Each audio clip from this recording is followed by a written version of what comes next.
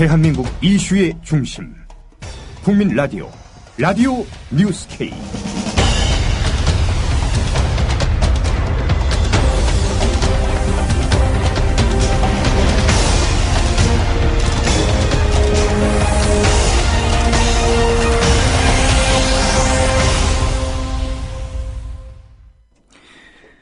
여러분 안녕하십니까? 5월 16일 금요일 라디오 뉴스 K입니다.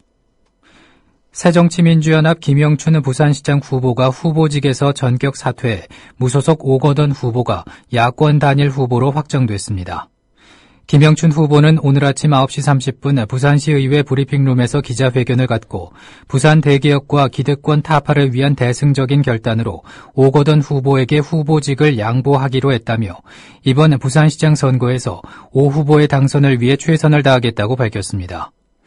오거돈 후보는 이에 대해서 오늘 단일화는 부산의 20년 일당 독점 체제를 뛰어넘어 새로운 시민의 시대를 여는 역사적 출발점이라면서 반드시 승리해 시민의 뜻을 받들어 부산을 발전시키겠다고 다짐했습니다.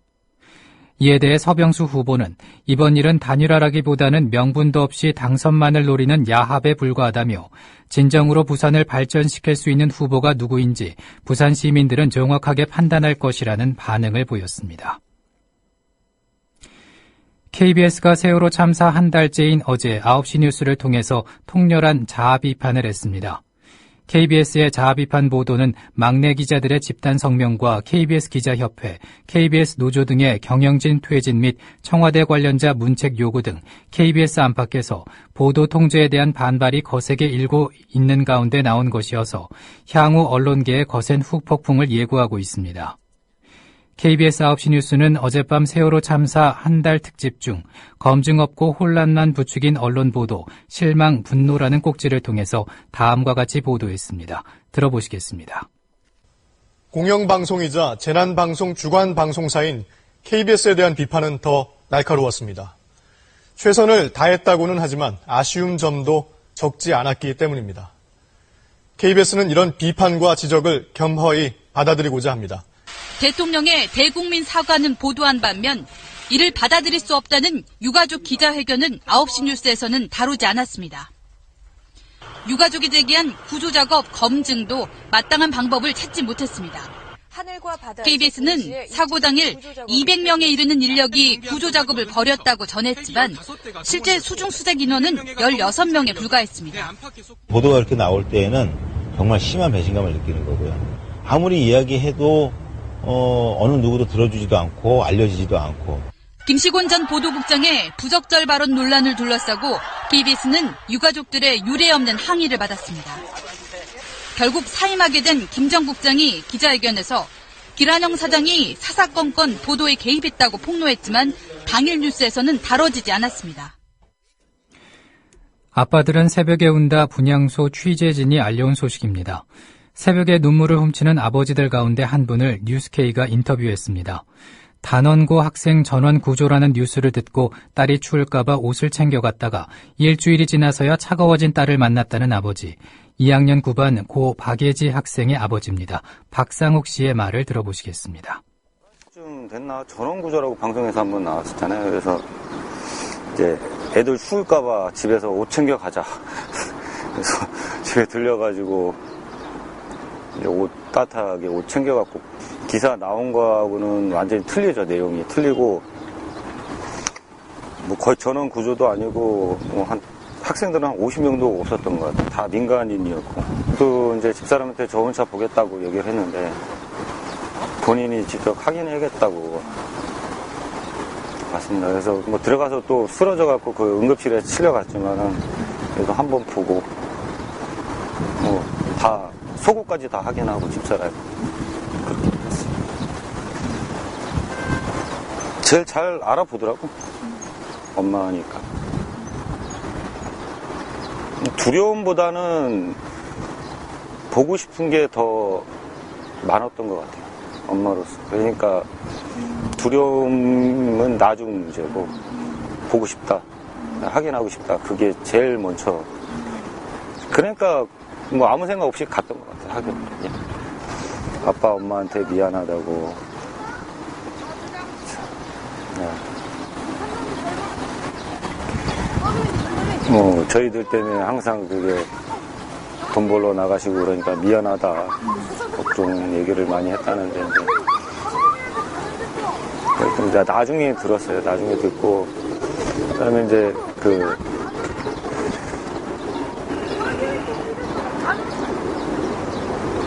일단은 그리고 어디를 가더라도 비싼 거를 안 사요. 부모님, 엄마, 아빠 돈만 있을까봐. 요새 애들은 다 메이커 몇십만 원짜리 신잖아요. 몇십만 원 아니고 10만 원 넘어가는 거 신으면 딸내미가 그런 거를 싫어해요. 싫어하고,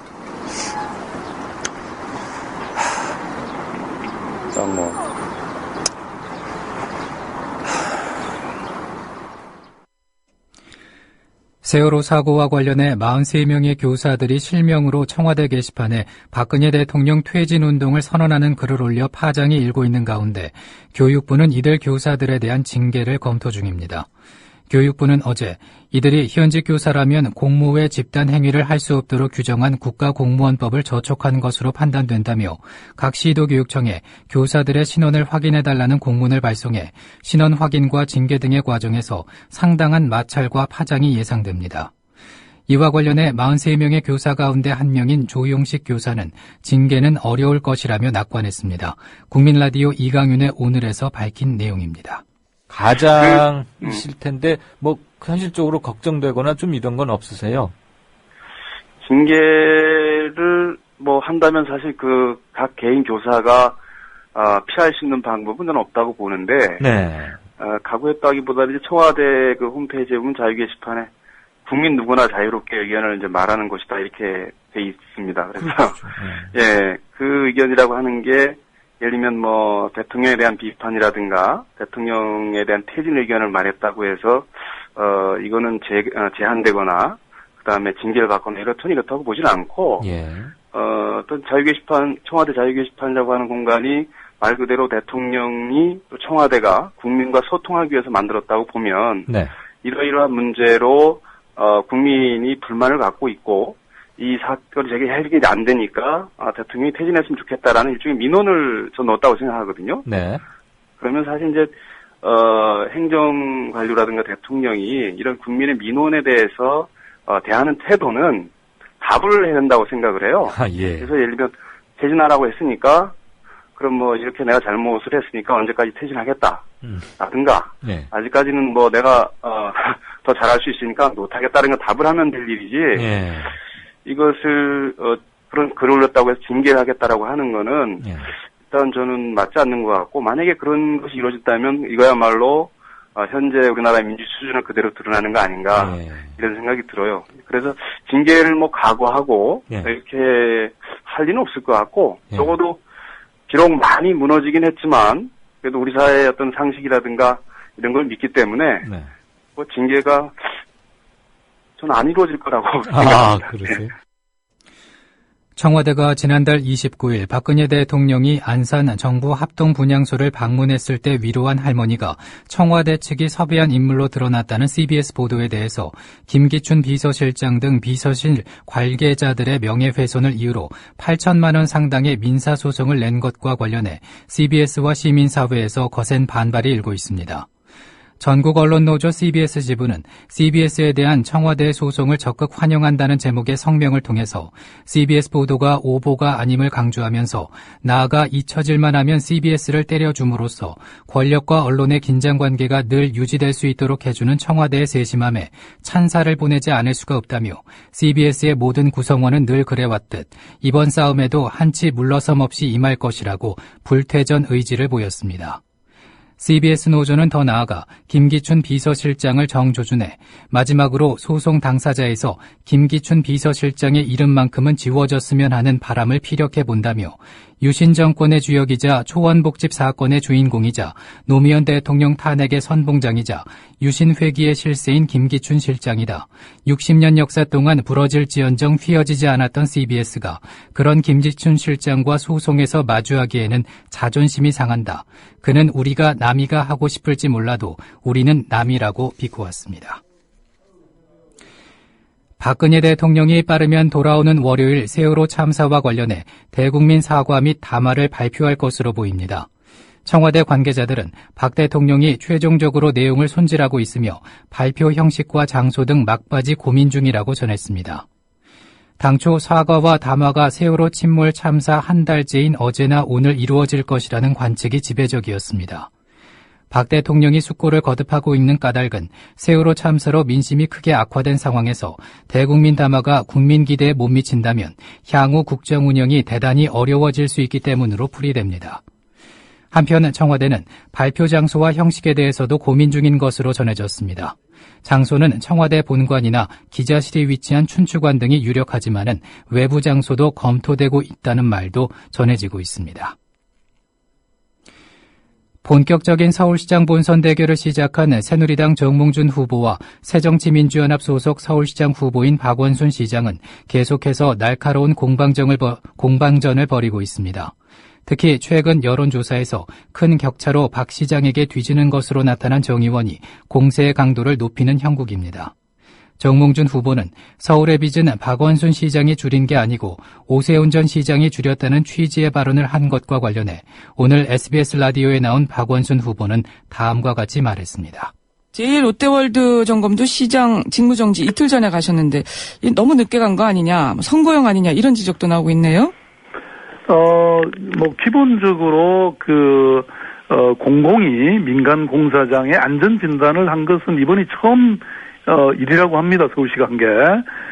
역대 서울시장 중에 또 민간 공사장에 가서 안전 점검을 한 것도 처음이라고 하는데요. 처음이다. 그것은 이제 민간 공사장의 안전 관리가 원칙적으로는 건축주와 시공자의 책임이라는 거죠. 그러나 말씀하신 것 같이 이번 제1롯데월드는 123층이나 되는 초고층 건물이고 또 하루에 20만 명의 유동인구가 오가는 곳이라고 하거든요. 그래서 어떤 작은 사소한 이 위험도 용납할 수가 없는 것이죠. 그래서 서울시가 직접 나서서 안전점검 용역도 했고요. 이번에 그래서 상당히 작은 여러 문제들을 저희들이 발견을 했기 때문에 이런 것은 완벽히 정리된 다음에 그렇게 공사가 진행되고 또 사용 허가가 나와야 된다 이렇게 생각하고 있습니다. 네, 임시개장 문제도 계속 좀 논란이 되고 있는데 어떤 견해세요? 방금 말씀드린 것처럼 그게 이제 소방 안전이나 건축에 관련된 하자라든지 또 교통 문제 이런 모든 영역에 걸쳐서 저희들이 완벽하게 검사를 하고요. 그것이 담보되지 않는 한 저희들은 개장을 허가할 수가 없죠. 임시 사용을 승인할 수가 없죠. 안전 문제, 교통 문제 여러 가지 해결된 후에야 임시 개장을 허용할 것이다. 이런 말씀이시군요. 예. 네. 그리고요, 지난 13일에 정몽준 후보가 저희 인터뷰에서 여러 말씀 중에 이런 얘기도 하셨어요. 서울시 빚 박원순 시장이 줄인 게 아니다. 오세훈 시장이 줄인 거다. 이런 말씀을 하셨거든요. 특히 마곡지구 같은 게 아주 잘 돼서 빚을 크게 줄일 수 있었다. 이런 말씀하셨는데 어떻게 해명하시겠어요? 글쎄, 저는 그것도 좀 이해가 좀 안 가는 부분인데요. 서울시의 채무가, 본래 고건 시장님 시절에. 예, 좀 짧게 부탁드립니다. 예. 7조였던 것이 20조가 됐거든요. 예. 오늘은 전국이 대체로 맑겠습니다. 한낮에는 기온이 크게 올라 서울 26도, 대구 30도로 전국이 22도에서 30도의 분포를 보이겠습니다. 서울의 지금 기온은 21.8도입니다. 이상으로 라디오 뉴스케이를 마칩니다. 지금까지 아나운서 정승조였습니다. 국민라디오